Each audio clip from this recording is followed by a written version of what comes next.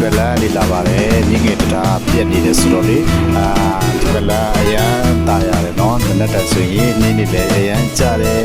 တာရတဲ့လမ်းလေးဖြစ်ပါစေအောင်တော့နေ့ဟယ်လိုအခုကတော့ဘာစားနေလဲဆိုရင်ကျွန်တော်မနေ့တိုင်းဘတ်ဂျက်ချီတာနဲ့အနေနဲ့စားတာဖြစ်ပါတယ်ဘတ်ဂျက်ကဘာလို့ချီတာလဲဆိုရင်ဒါဆိုရင်ဘယ်လောက်ကျလဲဆိုရင်ကောင်းရင်ပေါင်း900ဖို့အကျော်900ဖို့ရှိပါတယ်လက်ဖီက1900ဆို2900ပဲကျတယ်ဗောနော်မနေ့တိုင်းဆိုရင်ဒီလိုလေးစားပါလို့တရားညကိုတက်တာတဲ့အနေနဲ့ဒါညွှန်ပြပေးရဗောနော်စားလို့လည်းကောင်းတယ်စောင့်တေးဆိုရင်အရန်လမ်းလိုက်ဖက်တယ်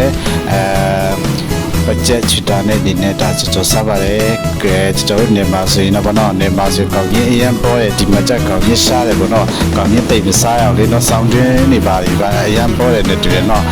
ဟိုဘယ်လိုပြောရမလဲကျွန်မဆွေမီဖူကောင်းရင်ခွတ်တိပြစားတယ်ကောင်းရင်ပြစားတယ်အဲ့လိုမျိုးပေါ့နော်ဒီမှာကျတော့မစားတော့လေဒီလိုကောင်းရင်ပေါင်းမဲဝယ်စားတာပေါ့နော်အကျော်ကပူပူလေးနဲ့ကောင်းရင်လေးနဲ့ဆို